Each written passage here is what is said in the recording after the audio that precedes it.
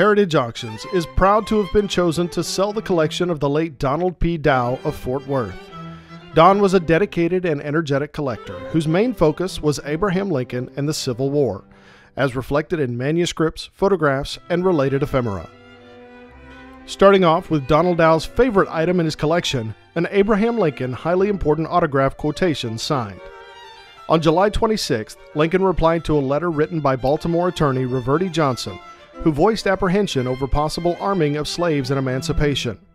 The president stated his commitment to saving the Union if possible, using whatever legal means were available to him.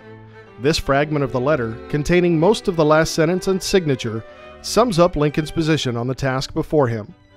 "I shall not surrender this game, leaving any available card unplayed." A very rare and desirable 3-page letter written in October 1861 by the future assassin to his Boston friend, Joseph H. Simmons. Booth talks about his desire to appear on stage in Boston, either at the Museum or Howard Theaters, but expresses doubt that he will be able to come to terms with theater manager E.L. Davenport, who, quote, "thinks me a novice, crazy to play in Boston, and that he will get me for nothing, which, to tell you the truth, is nearly as much as he has offered me."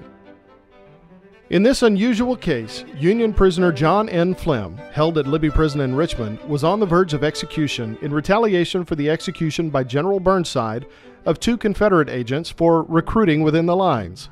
He appealed to Indiana Senator Thomas A. Hendricks, who interceded with the president. Lincoln arranged for Flynn's exchange together with another condemned prisoner. In addition, Union General Neal Dow was exchanged for Confederate General Fitzhugh Lee, son of Robert E. Lee. Lincoln's endorsement stipulates some precautions and protocols he once implemented in the deal. Lincoln's 1860 election was greatly facilitated by well-organized cadres of supporters who marched in torchlight parades throughout the Northeast. These clubs were dubbed the Wide Awakes. This lot contains a salt print photograph of the officers of the founding chapter of this organization, taken during a regional Wide Awake convention held in Hartford in the summer of 1860. Along with one of 5 prototype cambric capes, first used on February 25, 1860, later to become a key component of the Wide Awake uniform. The most extensive and famous manhunt in American law enforcement was that connected with the pursuit and capture of the conspirators involved with the assassination of President Lincoln. All resources of the government were brought to bear on the task. Provost Marshal of Washington James Rowan O'Beirne was a key player in the investigation, whose efforts led directly to Booth's apprehension and death at Garrett's Tobacco Barn. This memorandum book contains 15 pages of notes written by O'Beirne in pencil at the time of the manhunt, detailing his activities, interviews, recommendations for follow-through, comments, and expenses. It has an immediacy and flavor not to be found elsewhere.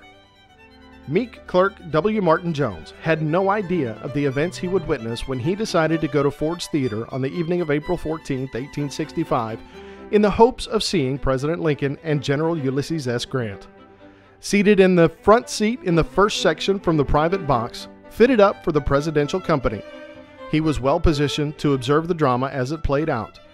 His 11-page letter, written just 10 days after the event, possibly for publication in a newspaper, ranks as perhaps the most extensive eyewitness account to have surfaced in the ensuing years.